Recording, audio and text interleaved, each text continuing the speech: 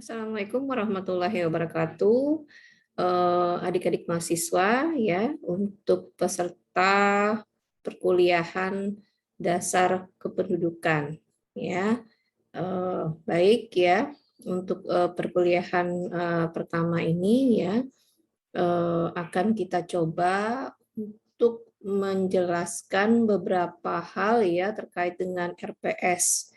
Nah, di sini ya adik-adik, jika kita lihat ya terkait untuk dengan mata kuliah dasar kependudukan sendiri ya,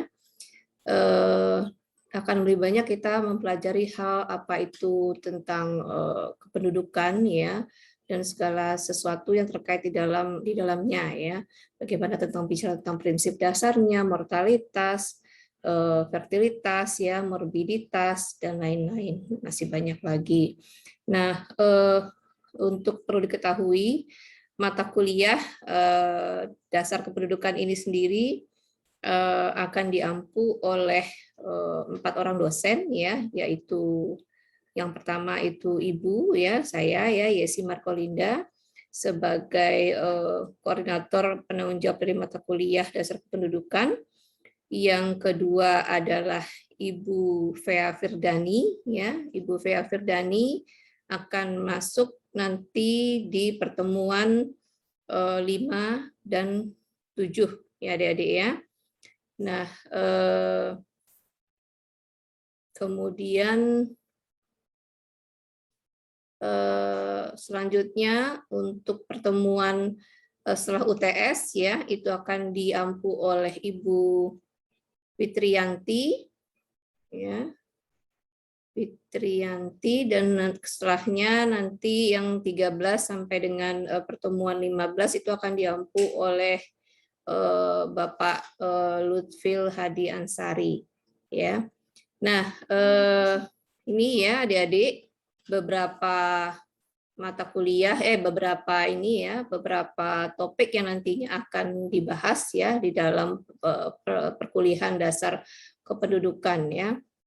Nah, yang pertama itu nanti kita akan belajar ya dengan Ibu itu belajar tentang prinsip dasar dari kependudukan, mortalitas, fertilitas, morbiditas ya, kemudian juga nanti setelahnya itu di pertemuan yang ini ya, yang kelima sampai dengan 7 itu ada bicara tentang mempelajari tentang statistika pelayanan kesehatan, statistika kependudukan, kemudian juga ada statistika keadaan lingkungan dan gizi ya. Kemudian juga nanti setelah UTS itu dengan Ibu Fitriyanti ya akan membahas topik tentang derajat angka kesehatan masyarakat, arti dan tujuan kesehatan masyarakat, struktur persebaran penduduk dan evaluasi data kependudukan, statistika perkawinan dan perceraian ya.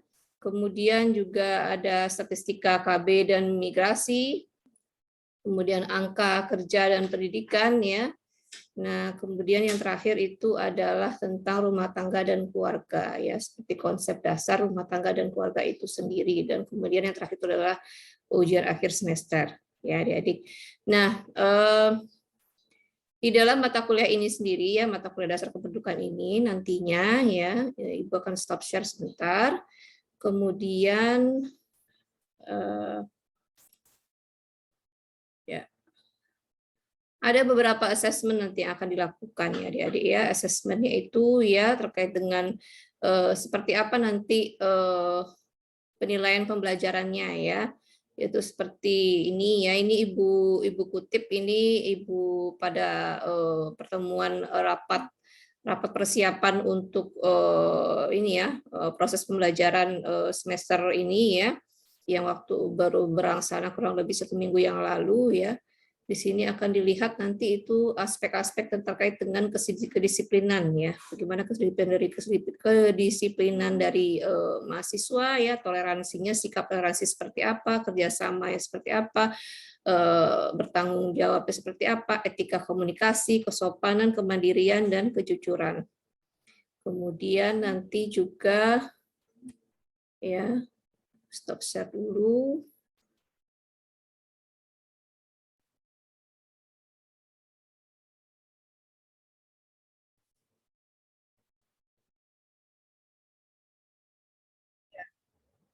Ya, selanjutnya adalah penilaian terhadap diskusi ya, diskusi kelas ya. Nanti ya adik-adik di sini ya untuk mulai minggu depan ya. Sebelumnya juga nanti kan RPS ini akan diberikan kepada adik-adik semua. Nanti di pertemuan selanjutnya itu ya minggu depan itu nanti ada topiknya. Topiknya seperti apa? Nanti silahkan adik-adik nanti akan dibagi sesuai dengan jumlah adik-adik dalam satu kelas itu berapa ya.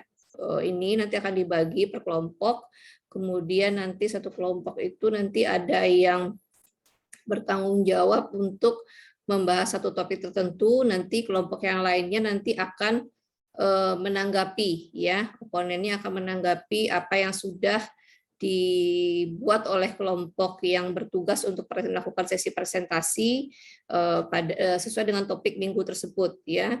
Nah, nanti itu akan ada diskusi dan tanya jawab di situ ya. Jadi seluruh peserta atau seluruh mahasiswa itu akan dinilai juga seperti apa aktivitasnya ya, keaktifannya di dalam kelas itu seperti apa ya. Ini yang salah satu poin yang akan dinilai itu terkait dengan diskusi kelas itu adalah isi presentasinya, kemudian organisasinya. Ini organisasi di sini adalah itu presentasi itu terorganisasi dengan menyajikan fakta pendukung atau tidak, mungkin bisa dari data-data yang ada ya, bisa itu terkait dengan data-data dari Riskesdas atau data-data dari artikel atau dan lain-lainnya. Kemudian juga bagaimana komunikasinya dengan di dalam kelompok ketika diskusi tersebut dilakukan juga seperti apa itu juga akan dinilai.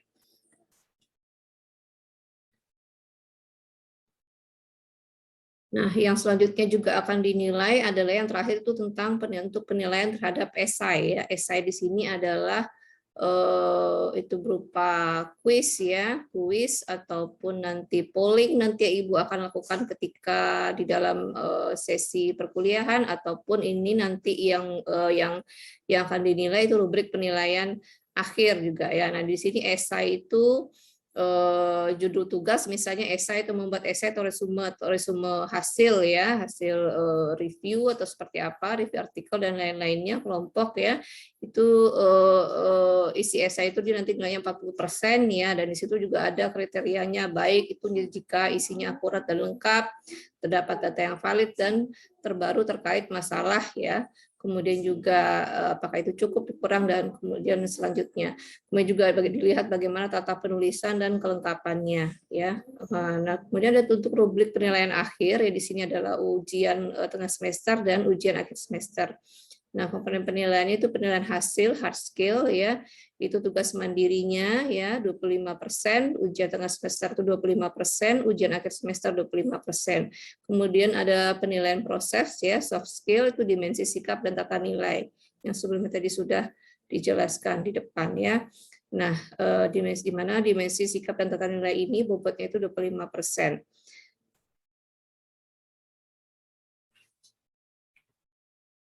Adik ya, tadi itu beberapa penjelasan di awal terkait dengan RPS ya, RPS dari mata kuliah dasar kependudukan ya, kemudian juga rubrik ya, esai assessment yang nantinya akan dilakukan di dalam perkuliahan dasar kependudukan ini sendiri.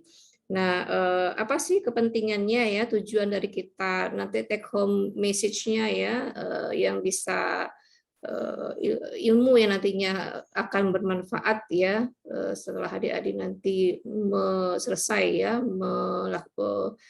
apa namanya untuk mengikuti sesi perkuliahan dari dasar kependudukan ini adalah yaitu bagaimana adik-adik akan mendapatkan ilmu tentang kependudukan berkaitan dengan kesehatan masyarakat tentunya ya, di mana kita ketahui bahwa ilmu kependudukan ini merupakan ilmu ya, ilmu pemahaman dasar ya. Kita belajar tentang pemahaman dasar bagaimana perkembangan suatu penduduk ya. Ada itu terkait dengan tingkat kesuburannya seperti apa, total fertility rate-nya seperti apa, ya, kemudian mortalitasnya seperti apa, ya. Bicara di situ dalamnya ada case fatality rate-nya, ya, ada angka kematian ibu, angka kematian bayi dan lain-lainnya, ya. Kemudian juga bagaimana proses migrasi, ya, atau perpindahan penduduk, ya, dari kota ke dari desa ke kota seperti itu, yang berhubungan tentunya dengan kesehatan masyarakat itu sendiri ya. Bicara tentang pandemi ini tentunya bagaimana jika terkait dengan migrasi ya, mobilitas dari masyarakat itu sendiri ya agak diperketat ya, dikurangi mobilitasnya sehingga penyebaran dari penyakit dari COVID-19 ini sendiri dapat dihambat ya. Nah, itu salah satu kita bisa lihat ya bagaimana komponen dari aspek dari migrasi itu sendiri ya, untuk terkait dengan percepat proses cepat atau lambatnya dari penyebaran suatu penyakit ya. Nah, juga tingkat fertilitas itu ya, bagaimana seperti kita ketahui tingkat kesuburan tentunya sangat berpengaruh ya terhadap dengan laju pertumbuhan penduduk ya, di mana BKKBN sendiri tentunya sudah sejak lama ya mencanangkan namanya suatu program KB keluarga berencana ya, di mana itu cukup 2 anak saja. Nah, tapi terkait realisasi dari program KB ini sendiri ya tentunya ada mendapatkan pro dan kontra juga di masyarakat ya, masyarakat kita ya. Ada yang mendukung, ada yang tidak mendukung ya. Ada yang dikaitkan dengan agama, juga dikaitkan dengan sejauh mana sih pengetahuan masyarakat kita ya tentang pentingnya dari keluarga berencana itu sendiri ya, sehingga mampu ya apakah terkait dengan keluarga berencana itu apakah dengan menggunakan kontrasepsi ya, tujuan dari kontrasepsi itu apa, seperti apa gitu ya kan, gunanya tidak hanya bicara tentang bagaimana mengurangi jumlah anak saja, tapi juga berbicara bagaimana melihat sejauh mana kemampuan kita setiap pasangan ya, suami dan istri itu nantinya jika melahirkan anak dan lain-lainnya tentu juga harus diukur, dilihat dari bagaimana kemampuan dari mereka nanti di kemudian hari untuk membesarkan anak tersebut ya.